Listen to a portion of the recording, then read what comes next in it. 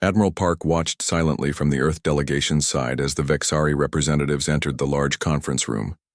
The aliens moved with fluid grace despite their tall, slender bodies. Their leader, Commander Doral, scanned the human officials with all 6 of his purple eyes, his scaled skin reflecting the bright lights above. "Welcome to Earth," said Director Kim, bowing slightly. Her dark uniform was crisp and formal for this historic meeting. "Today marks a new chapter for both our peoples." Commander Doral's translator device hummed before he spoke. "The Vexari Confederation is pleased to finally meet your species in person, though we have observed your broadcast for some time." The first day of meetings went well. Humans shared information about Earth cultures, while the Vexari described their vast alliance of 15 species spanning over 30 star systems. Both sides agreed to exchange scientific knowledge, though the aliens seemed careful about what technologies they discussed. "Your progress is impressive for such a young spacefaring race," said Doral during the second day. His words sounded complimentary, but Admiral Park noticed the slight tilt of his head, a gesture the briefing materials identified as showing amusement or superiority. By the third day, the pattern became clearer. The Vexari delegation would praise human achievements, then immediately point out how basic they were compared to Confederation standards. "Your International Space Station is a good first attempt at orbital habitation," said Tevin, the Vexari science officer, during a virtual tour. "Our youngest members typically build such structures within their first century of space travel." Director Kim maintained her diplomatic smile. "We're eager to learn from more experienced spacefaring peoples." The subtle insults continued through the week. The Vexari praised Earth's efforts to clean its oceans but noted how primitive the methods were. They complimented human medicine but called it charmingly straightforward. Each comment came with the same head tilt. Admiral Park noticed how the other human representatives grew tenser with each passing day. Even Director Kim's legendary patience was wearing thin. On the 6th day, the Vexari requested a presentation on Earth's defense systems. This was expected. All first contact protocols included basic security information exchange to prevent misunderstandings. Captain Ryu, the defense attaché, presented an overview of Earth's satellite network and orbital monitoring systems. He deliberately shared only what the Vexari could already observe from space, standard procedure for these meetings. When the presentation ended, Commander Doral made that now familiar head tilt. Then he laughed outright, a chirping sound that his translator didn't convert. "Is something amusing, Commander?" asked Director Kim. "Forgive me," Doral replied, not sounding sorry at all. "It's just that your defenses are so basic. Your entire planet is essentially unprotected by modern standards." The room grew quiet. Captain Ryu's face reddened slightly. "We've found our systems adequate for our needs," Director Kim said carefully. Of course you have," Commander Doral replied. "Because you haven't met any real threats yet." He leaned forward. "Your species is fortunate the Confederation found you first. Others might not be so patient with developing worlds." Admiral Park stepped forward now, breaking his careful silence. "Are you threatening Earth, Commander?" All 6 of Doral's eyes blinked in sequence. "Not at all. Simply stating facts. Your world would not stand against even our smallest scout vessels for more than a day." "Perhaps," Admiral Park said quietly. "You shouldn't make assumptions about capabilities you haven't tested." Director Kim shot him a warning glance, but the Admiral held his ground. Doral's translator buzzed as he replied, "Is that a threat from a species that has barely reached its own moon?" "No," Admiral Park said. "It's a warning." The tension in the room could be cut with a knife. Director Kim quickly intervened, suggesting a short break. Later that evening, the human delegation met in a secure room. "The Vexari are becoming more openly dismissive," Director Kim said. "We need to maintain diplomatic relations despite their attitude." "They think we're children playing with toys," Captain Ryu said bitterly. "Did you see how they laughed at our defense systems?" Admiral Park remained quiet until Director Kim asked for his assessment. "They're testing us," he finally said, "looking for reactions. They believe we're technologically inferior and are pushing to see how much we'll tolerate. What do you recommend? Asked Director Kim. Patience for now, he replied. But we should inform the Security Council about Protocol Omega, just in case. The next morning, the Vexari delegation arrived late to the meeting. Commander Doral didn't bother with pleasantries. The Confederation has decided to accelerate these talks, he announced. Your planet needs guidance. We propose Earth join as a protected territory under Vexari oversight. Director Kim's voice was ice. Earth is not seeking oversight. We're seeking equal diplomatic relations. Doral made that tilting gesture again. Equal. That would imply equal development. Your world is simply not there yet. Admiral Park watched as Director Kim gathered the human delegation's materials. This meeting is adjourned, she stated firmly. Earth withdraws from these negotiations until respect is established. As they left, Doral called after them. Consider your position carefully, humans. The galaxy is not always kind to isolated worlds. Admiral Park was the last to leave. He turned at the door. Neither are we, he said, quietly. 3 days after the failed talks, the Vexari ship still hung in orbit above Earth. No more diplomats traveled between the vessel and the surface. The aliens had gone silent, and that worried President Lee more than any threat. What are they waiting for? He asked, looking at the large screen showing the Vexari cruiser. The ship looked like a long, curved blade against the blackness of space. They're making us sweat, Admiral Park replied. He stood at parade rest, hands clasped behind his back. Classic intimidation tactic. The emergency meeting included only 5 people. The President, Admiral Park, Director Kim, Defense Minister Yoon, and General Su, the head of global military forces. They met in the deep underground command center beneath the capital city. Our satellites report they've been scanning Earth constantly, General Su said, focusing on military installations, power plants, and major cities. President Lee rubbed his temples. And our options?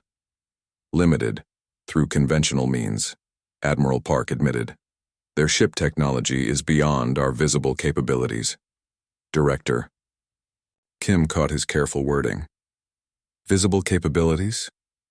You're suggesting... Before Admiral Park could answer, the large screen flickered. The image of the Vexari ship disappeared, replaced by Commander Doral's face. His 6 eyes seemed to look at each person in the room individually. People of Earth, his translated voice boomed. The time for discussion has ended. The same message was broadcasting worldwide. In homes, schools, offices, and public squares, humans stopped to watch the aliens' proclamation. The Vexari Confederation has determined your planet requires structure and guidance. Earth will become a protectorate under our authority. President Lee stood straighter. Can they hear us? Yes, this is a 2-way transmission, confirmed the communications officer. Commander Doral, President Lee spoke firmly. Earth rejects this demand. We are a sovereign world. Doral's head made that now familiar tilting motion. Your sovereignty is an illusion we can shatter at will. Join the Confederation as a protectorate or face correction. Is that a threat? It is reality, Doral replied. You have 48 hours to announce your surrender to your population. After that, we will provide a demonstration of why resistance is futile. The screen went dark. He cut the transmission, the communications officer reported. The room erupted in urgent discussion. General Su wanted to ready all military forces. Defense Minister Yoon argued for continued diplomatic efforts. Director Kim suggested evacuation of key cities. Admiral Park remained quiet until President Lee asked directly for his opinion. Sir, he said carefully, it's time to consider Protocol Omega. The room went silent. Only those present knew what Protocol Omega meant. Earth's ultimate contingency plan, developed after scientists detected the first signs of other civilizations decades ago. That's extreme, President Lee said. And untested. So is alien invasion, Admiral Park countered. We built the Nemesis for exactly this scenario. President Lee looked around the room. Opinions? After much debate, they reached a consensus. President Lee entered his authorization code into a special terminal. Protocol Omega is now active, he announced. May we never regret this decision. Across the solar system, hidden systems began powering up. Major Han received the encrypted alert while overseeing routine maintenance in what officially appeared to be a mining operation in the asteroid belt. The message contained only 2 words: Omega active. She immediately entered the command center carved into the asteroid's core. All personnel to stations, she ordered. This is not a drill. Her team moved with practiced efficiency, despite never expecting this day would come. Locks disengaged across the massive hidden hangar, revealing what lay dormant inside. Power systems initializing, reported Lieutenant Choi. Main reactor sequence beginning. Major Han opened a secure channel. Asteroid base to command.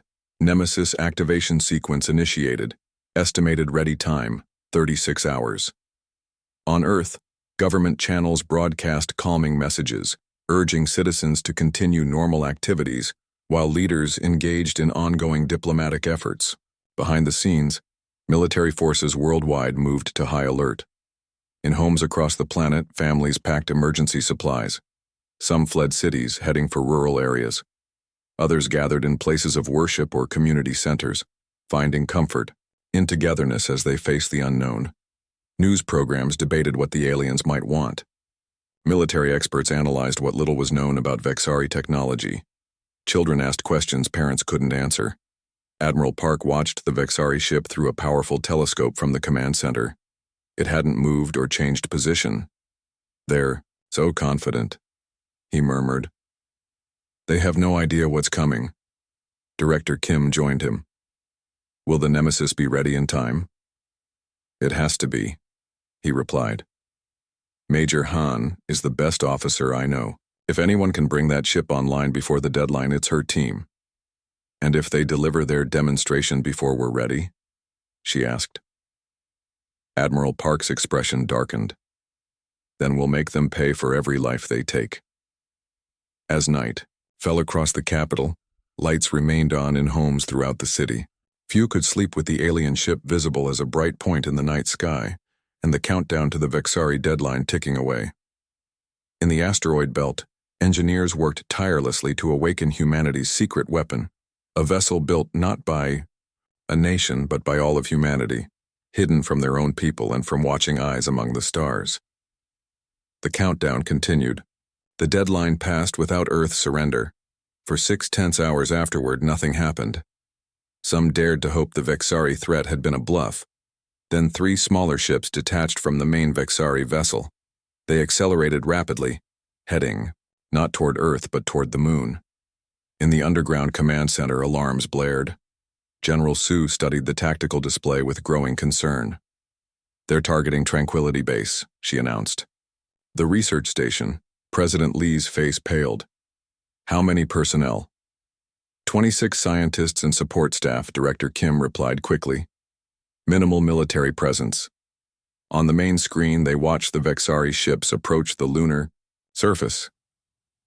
The small station had been mankind's first permanent outpost beyond Earth, a symbol of human achievement in space.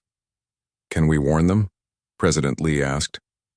Already done, General Su confirmed. They're heading for the emergency shelters. Admiral Park gripped the edge of the console. Status on Nemesis? The communications officer checked the secure channel. Major Han reports 87% readiness. Weapons systems still offline. Minimum 12 hours needed for full combat capability. Too long, Admiral Park muttered. On the screen, the 3 Vexari ships formed a triangle above the lunar base. Green beams of light shot from each vessel, converging at the center of the research facility. For a moment, nothing seemed to happen. Then the entire complex collapsed inward, leaving only a smoking crater. Life signs? President Lee asked quietly.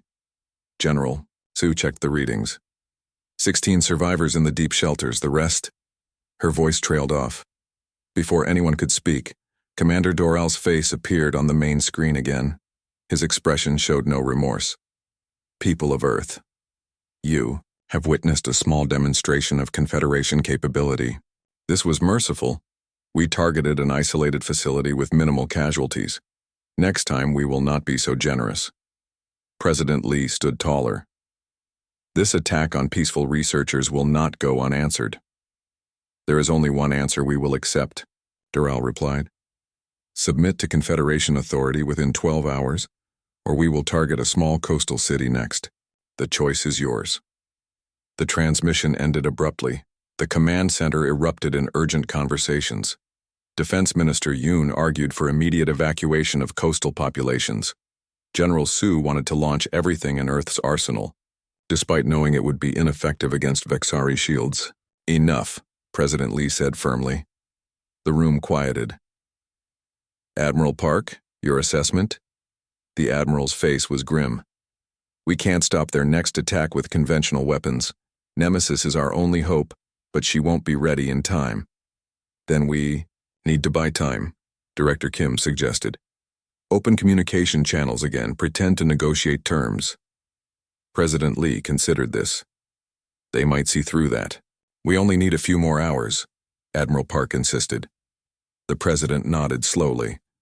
Make it happen. As Director Kim prepared to contact the Vexari, Admiral Park slipped away to a secure terminal. He opened a direct channel to Major Han in the Gyur asteroid belt. We're out of time, he said without preamble. Can you bring weapons online any faster? Major Han's face on the small screen showed exhaustion. Behind her, technicians worked frantically. We're pushing the systems to their limits. Already, sir. One wrong step and we could lose the whole ship. The Vexari just destroyed the lunar base. They're threatening a coastal city next. Major Han's expression hardened. Understood. We'll take some calculated risks. I can maybe get basic weapons online in 8 hours, but maneuvering will be rough. Do it, Admiral Park ordered. And Han, this isn't a drill anymore. People have already died. We won't let them down, sir. As Admiral Park returned to the main room, Director Kim was speaking with Commander Doral. The Vexari seemed suspicious of the sudden willingness to talk. Your species changes position quickly, Doral observed. Fear is a powerful motivator. We simply want to understand what protectorate status would mean, Director Kim replied smoothly. While this diplomatic dance continued, screens worldwide showed the smoking crater that had been humanity's lunar base. Rescue ships were already launching to retrieve the survivors. In cities around the world, panic spread. Traffic jammed highways leading away from coastal areas. Government announcements called for calm while emergency services prepared for the worst. In the asteroid belt, Major Han made a difficult decision. Bypass safety protocols on reactors 3 and 4, she ordered. We need full power to weapons now. Lieutenant Choi looked alarmed. Ma'am, that could destabilize the entire power grid. I'm aware of the risks. Do it anyway. As technicians rushed to comply, warning lights flashed across control panels. The massive ship hidden inside the hollowed-out asteroid began to vibrate as more power flowed through its systems. Weapon systems at 40% and rising, reported Lieutenant Choi. Major Han opened the secure channel again. Command, this is Nemesis. We're accelerating the timeline. Weapons will be online in 4 hours, but at significant risk. In the command center, Admiral Park received the message with mixed feelings. It might be their only chance, but if the Nemesis suffered a catastrophic failure, Earth would have no defense at all. Do what you must, he replied. But remember, we need that ship operational. As Earth's diplomats continued stalling for time, the countdown to either salvation or destruction continued. On the Vexari command ship, Lieutenant Makari approached Commander Doral with concern. Sir, we're detecting unusual energy readings from the asteroid belt. Doral barely glanced at the report. Mining operations, most likely. Humans have several facilities there. This signature is unlike anything we've seen from them, Makari insisted. The power levels are significant. Run a deeper scan, Doral ordered, still focused on the diplomatic feed where Director Kim continued to ask detailed questions about protectorate status. The commander was growing impatient with these delaying tactics. Makari returned minutes. Later, his scales slightly paler. Sir, I recommend immediate attention to this matter. Annoyed, Doral finally reviewed the data himself. His 6 eyes widened as he processed the information. This can't be right. Verify these readings. Already? Confirmed, sir. Something large is powering up within that asteroid. Doral cut the transmission with Earth mid-sentence. Ready weapons, target that asteroid. But before the Vexari could act, the entire asteroid's outer shell began to crack and separate. Massive pieces of rock drifted apart, revealing something, hidden inside, something that should not exist. In Earth's command center, the mood shifted from desperation to cautious hope as they watched the feed from space telescopes. Nemesis is emerging, Admiral Park announced, unable to hide the pride in his voice. On screens worldwide, humans watched in awe as a massive vessel emerged from its rocky hiding place. The ship was sleek and dark, 3 times larger than the Vexari cruiser. Its surface reflected little light, absorbing it instead like a shadow made solid. President Lee stared at the image. Though he had approved funding for Project Nemesis years ago, seeing the actual vessel was entirely different. How long has this been hidden from the world? Construction began 30 years ago, Admiral Park explained. After our deep space, probes detected radio signals from the Vexari Confederation. We knew first contact was inevitable, but we couldn't be sure it would be peaceful, and no one knew. Defense Minister Yoon asked incredulously. Only those with direct involvement, Admiral Park replied. The project was funded through black budgets from all major nations, disguised as separate space initiatives. The asteroid, mining operations provided perfect cover for moving materials. On the main screen, Commander Doral's face appeared again. His usual confidence had vanished. Explain this vessel immediately, he demanded. President Lee nodded to Admiral Park, who stepped forward. That is the Earth defense ship Nemesis, Admiral Park stated calmly. One of several defensive measures we chose not to mention during our cultural exchange. Impossible, Doral hissed. Your species lacks the technology for such a vessel. Admiral Park allowed himself a small smile. You assumed our technological level based on what we showed you. We never confirmed your assumptions. On the Nemesis, Major Han settled into the captain's chair on the bridge. Around her, crew members monitored systems that were operating at risky levels. Weapon status? She asked. Main weapons at 78% capacity, Lieutenant Choi reported. Shield systems fully operational. Engine status? All drives functional. We can achieve full maneuverability. Major Han nodded and opened a channel to Earth. Command, this is EDS Nemesis. We are combat ready and awaiting orders. In the command center, President Lee took a deep breath before responding. Nemesis, you are authorized to protect Earth by any means necessary. Minimize casualties if possible. Understood, Command, Major Han replied. Beginning approach. The massive ship accelerated with surprising grace for its size, moving toward Earth and the Vexari vessel.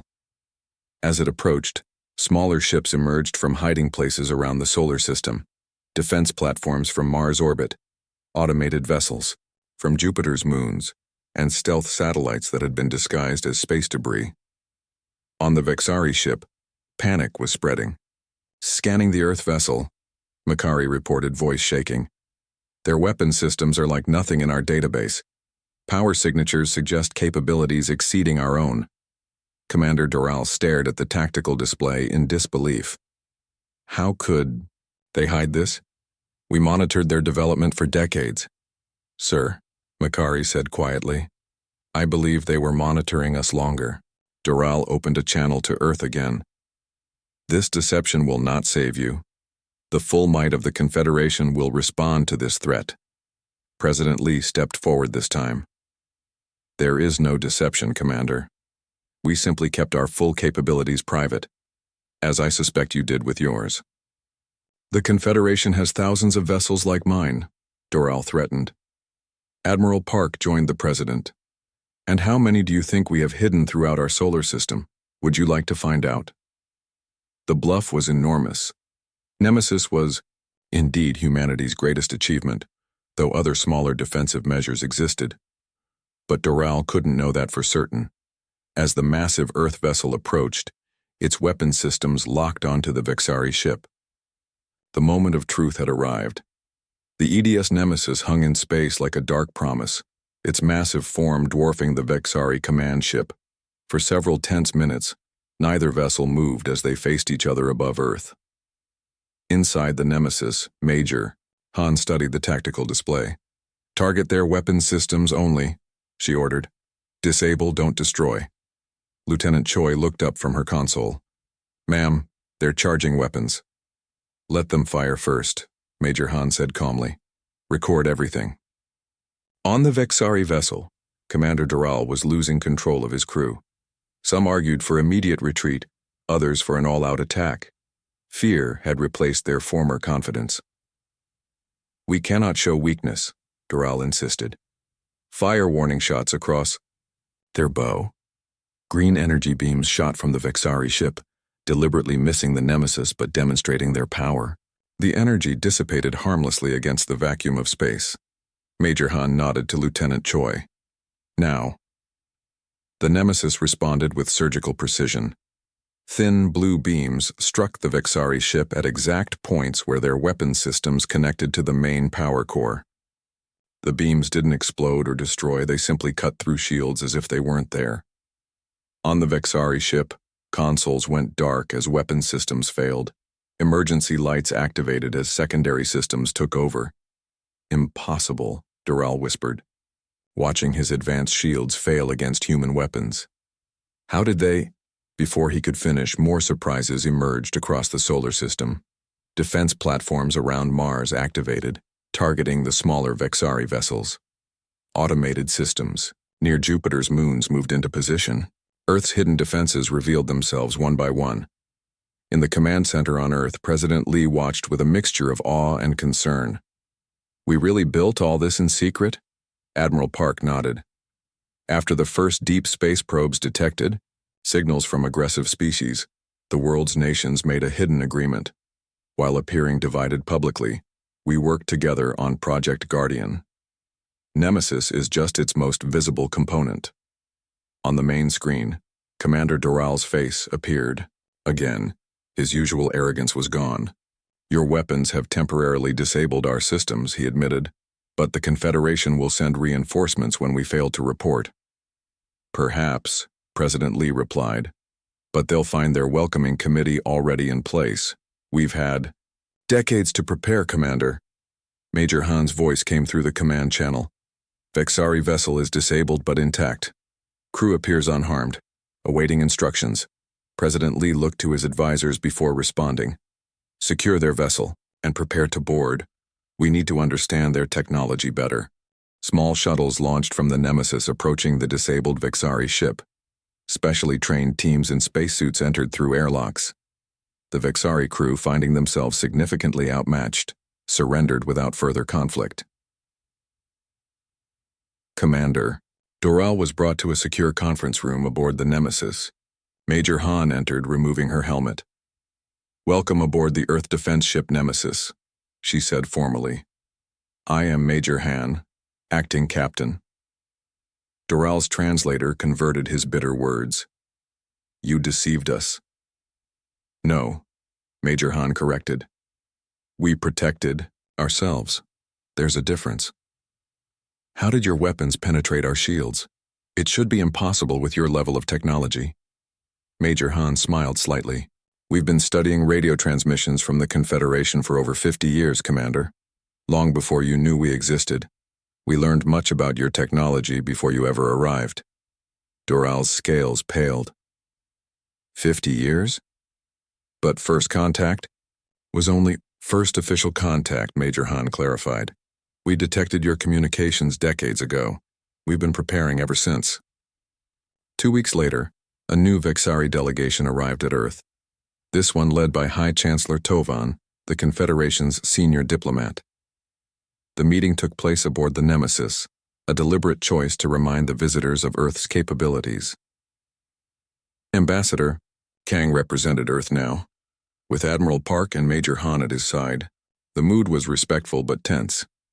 "The Confederation extends its apologies for Commander Doral's actions," High Chancellor Tovan began, He exceeded his authority and will face consequences. Ambassador Kang nodded. Earth accepts your apology, but requires assurances this will not happen again. We seek understanding, Tovan said carefully. How did your species develop such technology in isolation? Our records showed you as a developing world. Ambassador Kang smiled slightly. We were never truly isolated, Chancellor.